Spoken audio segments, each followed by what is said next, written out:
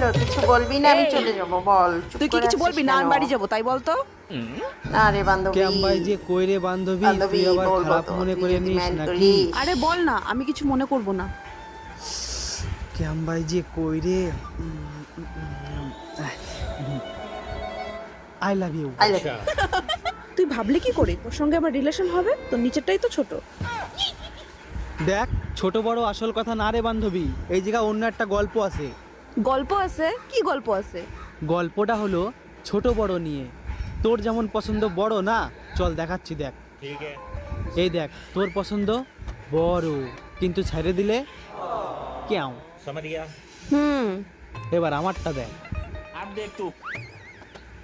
ছোট